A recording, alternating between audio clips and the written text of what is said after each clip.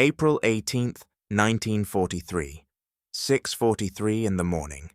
A lone Betty bomber lifts off from Rabaul, the fortified stronghold of Imperial Japan in the South Pacific. Inside sits a man in an immaculate white uniform, his face calm, composed, almost serene. His name is Isoroku Yamamoto. To the Japanese, he is more than an admiral. He is a legend, the architect of Pearl Harbor, the strategist who brought America to its knees. But on this morning, as his plane banks over the turquoise waters below, Yamamoto has no idea that thousands of miles away, American cryptographers have already read his death sentence. 3 months earlier, the war in the Pacific had reached a savage stalemate. After the shock of Pearl Harbor and the lightning conquests that followed, Japan seemed unstoppable. They had seized the Philippines, Malaya, Singapore, and the Dutch East Indies. Their empire stretched across a quarter of the globe.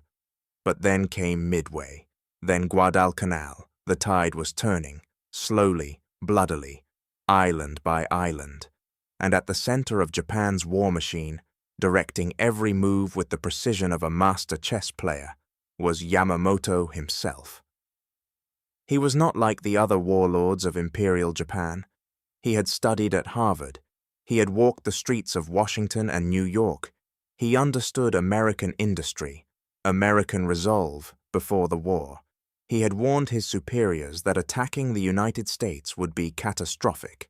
He told them Japan could run wild for 6 months, maybe a year, but after that, America would awaken. And when it did, Japan would be crushed. They ignored him. And so, dutiful soldier that he was, Yamamoto planned Pearl Harbor. He gave Japan its 6 months of glory. But now, in the spring of 1943, his prediction was coming true. The Americans were pushing back. And Yamamoto knew, better than anyone, that time was running out. In early April, Japanese High Command decided Yamamoto should tour the front lines. Morale was slipping among the island garrisons. The troops needed to see their hero, to hear his voice, to believe victory was still possible. So they planned an inspection tour. Yamamoto would fly from Rabaul to Balal Island, near Bougainville, to meet with commanders and address the men. It was routine, standard procedure. And because Japanese military discipline demanded precision, they sent out a detailed itinerary, times, routes, aircraft types, call signs, everything an enemy would need to kill him. And they sent it by radio, encrypted, of course, unbreakable. Or so they thought. 8,000 miles away, deep beneath a building at Pearl Harbor, a team of American cryptographers hunched over tables covered in coded messages. This was Station Hypo, the nerve center of American signals intelligence in the Pacific. For months, they had been unraveling Japan's most secret communications, piecing together fragments of a code the Japanese called JN-25. It was grueling work. Every message was a puzzle within a puzzle. But these men and women were not just mathematicians. They were codebreakers in the truest sense. They understood patterns, context, human psychology. And when the message about Yamamoto's tour crossed their desks, they knew immediately what they had. The message was translated and rushed up the chain of command. It reached Admiral Chester Nimitz, Commander-in-Chief of the Pacific Fleet, within hours. Nimitz read it twice. Then he picked up the secure phone and called Washington. The message reached President Franklin Roosevelt the same day, and Roosevelt, the man who had watched his fleet burn at Pearl Harbor, the man who had vowed that December morning would be avenged, gave his answer without hesitation. Do it. Kill him. But wanting Yamamoto dead and actually killing him were two entirely different problems. The intercept revealed that Yamamoto would be flying over Bougainville, more than 400 miles from the nearest American airfield at Guadalcanal, 400 miles. In 1943, that might as well have been the moon. Most fighter planes of the era had a combat radius of less than 200 miles. They could fly out, fight for a few minutes, and fly back. But 400 miles? That meant over 2 hours of flying each way, most of it over open ocean controlled by the Japanese. One navigation error, one engine malfunction, one unexpected patrol, and the mission would end in disaster. Worse, if the Americans failed and the Japanese realized their codes were broken, they would change everything. The intelligence advantage that had won Midway, that was guiding every American move in the Pacific, would vanish overnight. The stakes could not be higher. Nimitz turned to his air commanders. "Is there any aircraft that can make this flight?" The answer came back almost immediately. One. Only one. The Lockheed P-38, Lightning. The P-38 was unlike anything else in the sky, twin-engine, twin-boom, with a central nacelle housing the pilot and a devastating array of firepower. It looked like something from the future, and in many ways, it was most fighters of World War II were elegant, streamlined, almost beautiful in their simplicity. The P-38 was raw power and engineering innovation wrapped in aluminum. It was fast, heavily armed, and most importantly, it had range. With drop tanks, external fuel pods strapped beneath its wings, a P-38 could fly over 1,500 miles, enough to reach Bougainville, enough to kill Yamamoto, enough to make it home, but just barely. The mission was codenamed Operation Vengeance. The name was deliberate. This was not just a military strike. This was payback for Pearl Harbor, for the Philippines, for every American who had died in the first dark months of the war. The planners knew that if the mission succeeded, it would be a turning point, not just tactically, but psychologically. It would prove that America could reach anywhere, strike anyone, no matter how protected, no matter how far. But first, they had to find pilots willing to fly it. The call went out to Fighter Squadron 339, the unit flying P-38s out of Guadalcanal. They were told almost nothing at first, just that a high-priority target would be intercepted, volunteers only.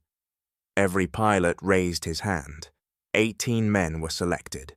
Their commander was Major John Mitchell, a quiet, methodical officer with ice in his veins and a genius for navigation. He would lead the strike. But the actual kill would fall to a smaller group, the shooters, led by Captain Thomas Lanphier and Lieutenant Rex Barber. These were not rookies. They were combat veterans, men who had survived the brutal air battles over Guadalcanal, who had learned to kill or be killed in skies crawling with zeros. If anyone could pull this off, it was them. Mitchell spread a map across the table and began planning. The route had to avoid every Japanese base, every radar station, every patrol area between Guadalcanal and Bougainville. They would fly at wave-top height, so low that their propellers would almost touch the ocean, staying beneath Japanese radar coverage. Navigation would be done by dead reckoning. Compass, watch, airspeed, and mathematics. No radio communication, no backup. If they got lost, they would run out of fuel and die in the ocean. If they were spotted early, they would be swarmed by zeros and shot down. And if Yamamoto's schedule changed by even a few minutes, the entire mission would fail. Mitchell calculated the timing down to the second. They would take off at 7:35 in the morning, fly northwest for 435 miles, maintain radio silence the entire way, arrive at the intercept point at 9:35, exactly when Yamamoto's plane was scheduled to pass overhead, then climb, attack, and run for home before every Japanese fighter in the Solomon Islands came screaming after them. The margin for error was 0. The night before the mission, the pilots gathered in their tents. Some wrote letters home. Others played cards, trying to distract themselves. A few just sat in silence, staring at the jungle darkness beyond the perimeter. They all knew this was different. Every combat mission carried risk. But this one was personal. This was the man who had planned Pearl Harbor.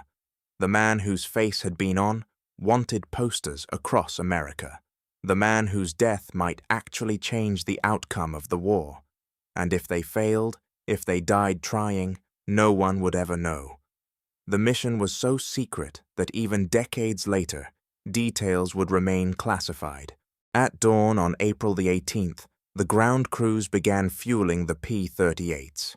Each aircraft carried its standard internal fuel, plus 2 165-gallon drop tanks.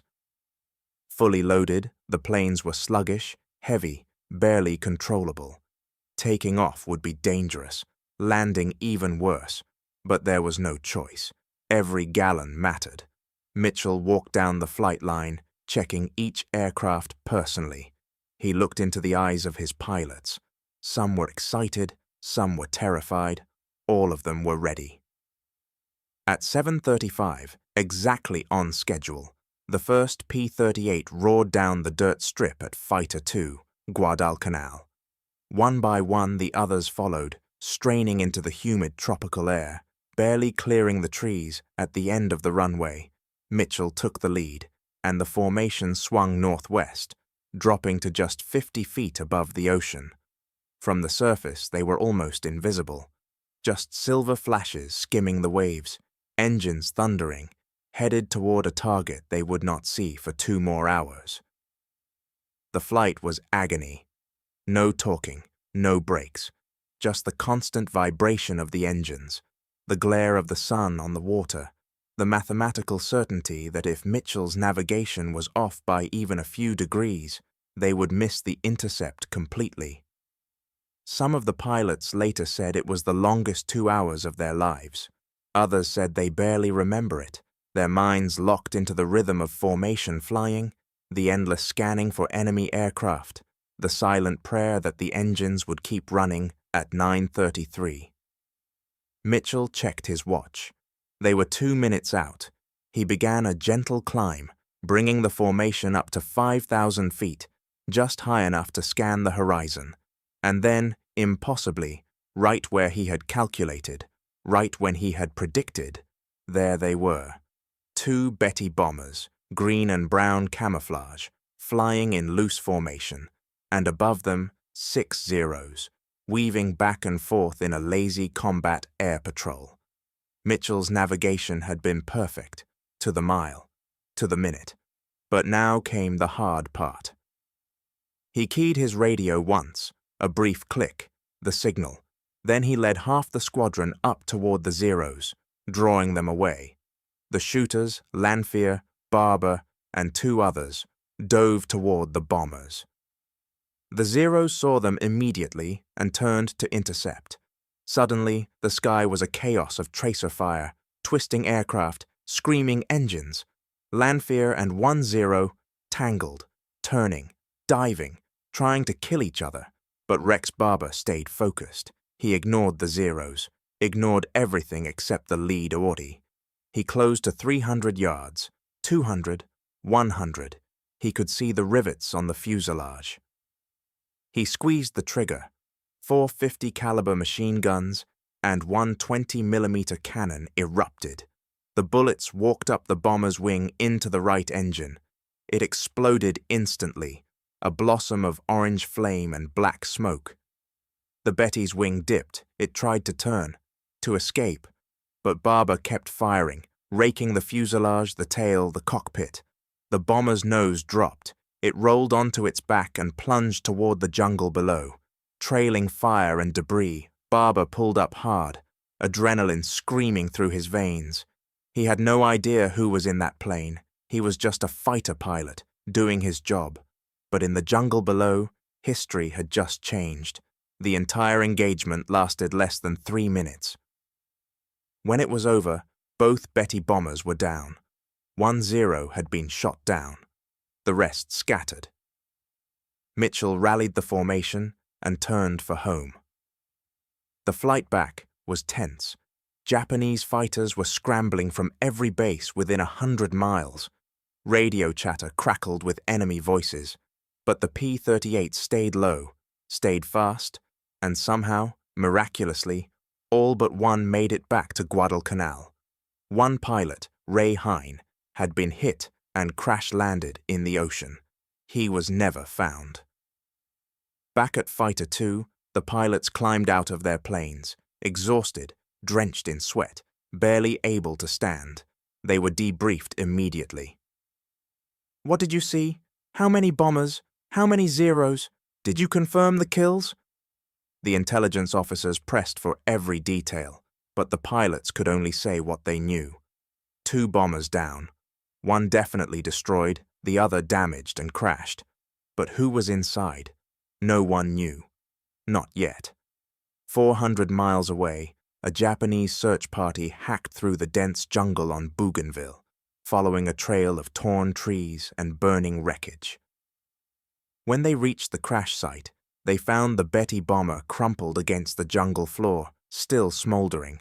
The impact had been catastrophic, but as they searched the wreckage, they found a body, still strapped into a seat, thrown clear of the main fuselage. The uniform was unmistakable, white, pristine, except for the blood, and on the ground beside the body, a samurai sword. They knew immediately who it was.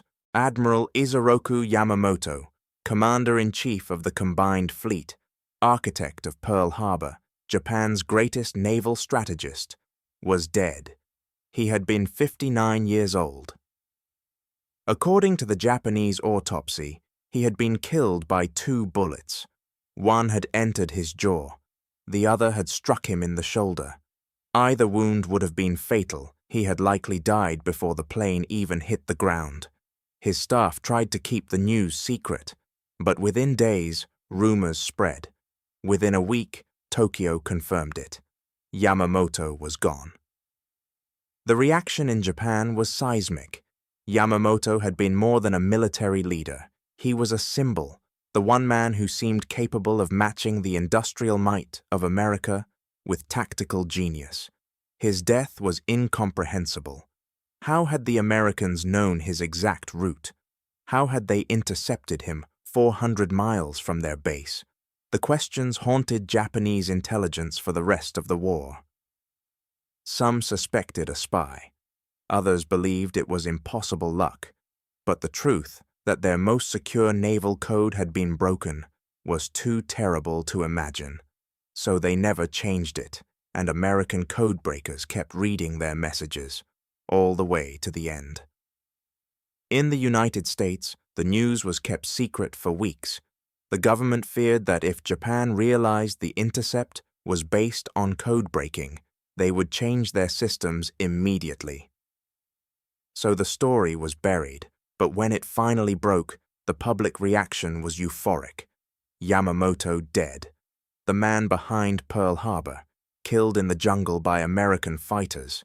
It felt like justice, like the war had finally turned, and in a way, it had. Historians still debate the impact of Yamamoto's death. Some argue that by mid-1943, Japan was already losing the war. American production had shifted into overdrive. The fleet was being rebuilt. The island-hopping campaign was grinding forward. One man, no matter how brilliant, could not change the outcome. But others point out that Yamamoto was irreplaceable.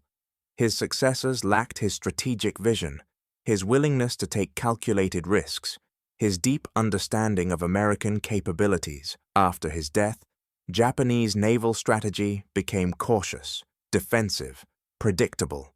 The bold gambits that had defined the early war disappeared, and the Americans exploited every mistake. But perhaps the most important impact was not strategic, it was psychological. Yamamoto's death proved that no one was untouchable, not even the most protected, most revered leader in the Japanese Empire.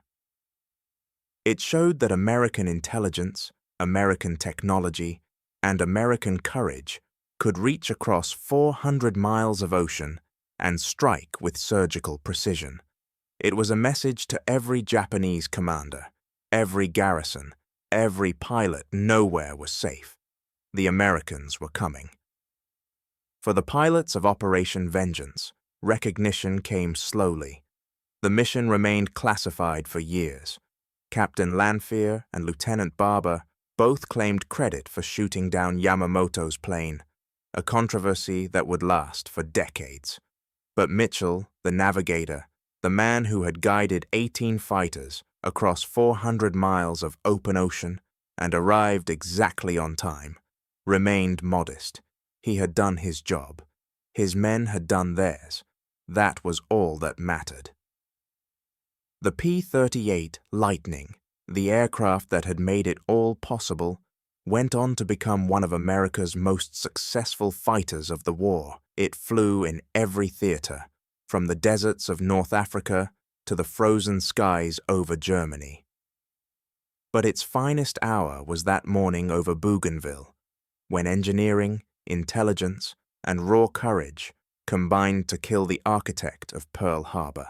Decades later, when Japanese historians finally pieced together what had happened, they were stunned, not by the attack itself, but by the sheer audacity of it.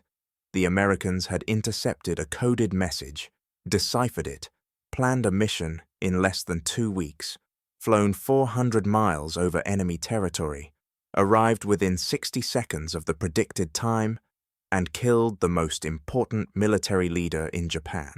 And they had done it all without losing a single pilot to enemy fire.